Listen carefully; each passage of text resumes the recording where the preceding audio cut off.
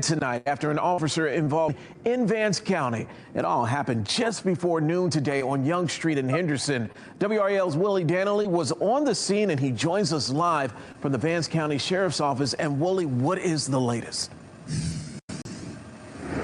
Well, Julian, I can imagine that it was a pretty stressful day inside the doors right behind me at the Vance County Sheriff's Office after that deputy killed a man this afternoon. Today, I spoke to a woman who says she's the girlfriend of the person shot, and she tells me it didn't have to end this way. This is what neighbors described to me as the shocking scene on Young Street in Henderson, where one man with an officer involved around noon. The Vance County Sheriff's Office confirmed that the man shot at a local hospital soon after arrival. Officials have not yet released his name. I spoke to May Bullock, who says she is the 7-month pregnant girlfriend of the man shot by the deputy. She tells me her boyfriend was driving her to the hospital due to pain from her high-risk pregnancy when they were pulled over. We ended up getting pulled over, and the police ran my child's father's name, and it came back that he had a warrant for his arrest. And he told the police, he said, "I'm not going to jail today. I'm going to go take my child's mother to the hospital." Bullock says her boyfriend then led the deputy on a chase before being stopped again here on US 1. He proceeded to run away from the police. The police chased him with his gun, and when he got back, he tried to mace him. And I told the police, I said, "Hey, I'm pregnant. Don't spray it, mace. I'm pregnant." And they said, "I know." My boyfriend got in the car, and he proceeded to flee. And that was it. I was left standing on the side of the US 1 highway. Not long after her boyfriend fled the scene, Bullock learned he was killed by a deputy. A woman living nearby who preferred to remain anonymous heard the shots from inside her home. We heard 3 gunshots, and the only thing we saw was the guy and the officer. He was on the ground. I didn't think he was alive. I didn't think he was alive when I seen him because he had it was no sound, no like he was in pain or anything. He was. Bullock tells me the last few months of her pregnancy haven't been easy, and now on top of that, she's going to have to do it alone. And they didn't have no reason to shoot him for running.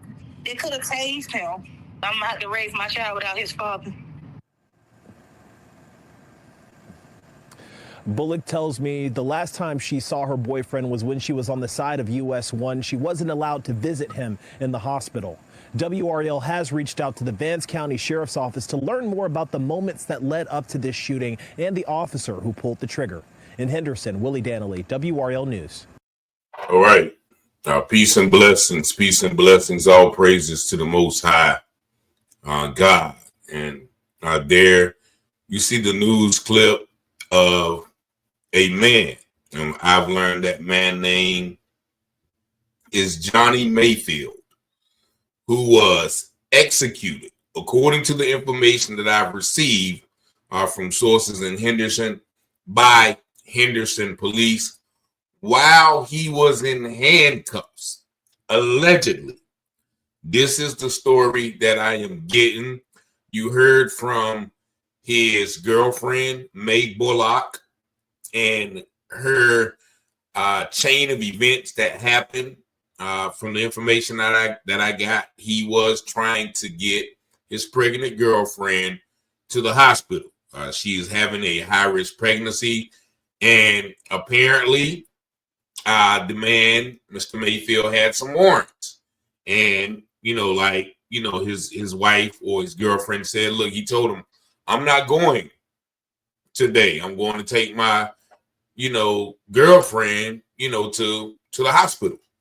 And evidently, I'm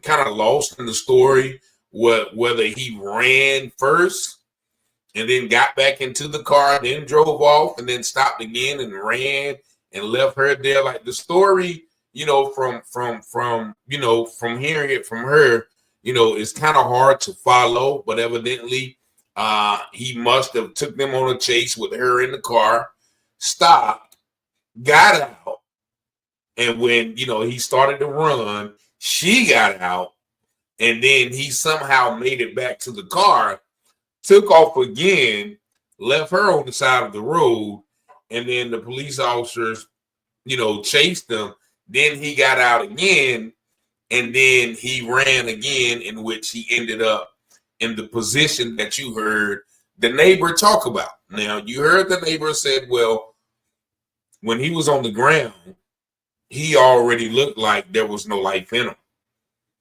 And it was just him and the officer. And they said that they just heard shots. Now, the whole community wants to know, why did they have to unalive Mr. Mayfield? It's apparent, it's reported that he had no weaponry. He probably wasn't a threat. Nobody gonna know, but that officer, and someone even said that the person who did it was allegedly Sheriff Brain, but I can't confirm or deny that. But whoever the officer is, that they are being quiet about it. The reporter said that they have reached out to the department for answers, and they have none. And so if you've been following this channel since September, we've been digging a lot into the Vance County, Henderson, North Carolina Police Department, governing department, leadership, and a lot of events that happened in Henderson, which exposes the corrupt law enforcement, the history of corruption, the history of misconduct, and even once again, the Javion McGee case, which is still pending investigation, in which Javion McGee was the 21-year-old trucker found with a rope tied around his neck that was reported to be beaten up when he was found. And there's all sorts of lies and inconsistencies that we have uncovered with this story, which points to foul play and police cover-up. So we all know that this department is rife with misconduct and rife with sweeping things under the rug.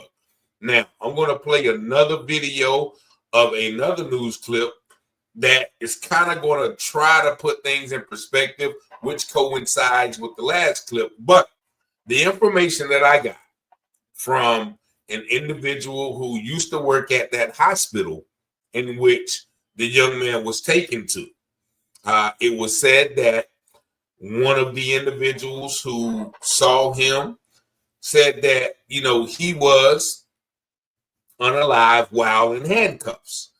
And one person walked out into the hallway, and it looked like the police were trying to get their story together. And that's what we've seen a lot. In this next video clip, you're going to actually see one of the sheriff captains who have been alleged to be involved with some misdealings with the owner of the lot that our brother, Mr. Javion McGee, was found on, in which many people suspect that the owner of the lot knows way more than he said.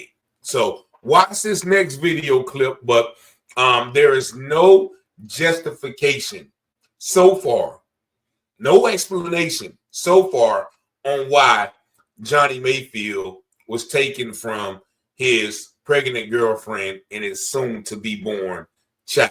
Let's take a look at this clip. It happened just before noon on West Young Avenue on Hargrove Street in Henderson. One man was that sheriff's deputy and was rushed to the hospital. That man is due to his injuries, and now the FBI is leading the investigation. Tom George is live in Henderson near the scene of that shooting. Tom, good evening to you. What more can you tell us in your reporting tonight? Yeah, well, Dewan, I just spoke with the victim's girlfriend who was in the car with him at the time. I also spoke with some witnesses, and they want answers to this. They want to know why he had to be shot. But I want to kind of show you where this happened right here. We're still pressing Vance County for more answers, but we do know it came to an end right here in this area right here. And you could hear that the gunshots there. That was from a Ring doorbell camera from one of the neighbors that we spoke with. You could hear it there, right here in this residential area. But I'm told by the victim's girlfriend that this all started miles away from here along Highway 1. She says she's 7 months pregnant with his child. They were trying to go to Wake Med. And apparently that's when their car was pulled over. She said after they were pulled over, they ran his information and his tags and found that he had a warrant. So at that point, she said that he said, hey, I don't want to go to jail. I need to help my girlfriend get to the hospital. But again, he then took off and then apparently ran back to the car while she was out of the car and then started running. Yes, I got out of the car when I see him running. When I see him take off to go across the highway running, I got out the car and I just stood there. I put my hands on top of my head and I just shook my head and I said, babe, just come back, don't do that, don't do this. And he still took off running.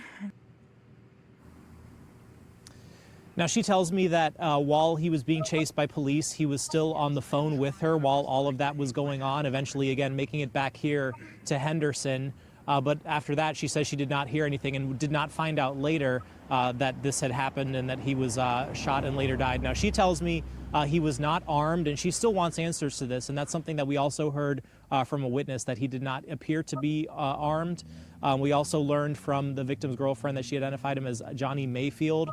So we're still working to learn more from both the sheriff's office and her about what led up to this, but definitely a lot of unanswered questions tonight, and obviously a difficult road ahead for her. Again, her due date is in May for his child, and now having to raise that child alone as she figures out the next steps here. But obviously we're going to continue pushing for more information, also pushing Vance County Sheriff's Office for more information about the circumstances leading up to this and why that use of force was necessary in this case. But we're going to continue looking for answers as well, and we'll have much more tonight at 11. Definitely. Still a lot of unanswered questions in regards to the demise of our young brother, Johnny Mayfield. You saw the car in the yard. Evidently, that was the last spot that the young brother got out and tried to run again. And you can actually see, if you go back and watch that last clip, you can actually see the deputies standing around laughing, smiling, because they know that they are going to probably get away with it. Now, on that video, you actually heard the 3 shots from the ring camera. So that means there is multiple videos of this. So we're going to have to petition to get that video, either the body cam footage or that ring camera.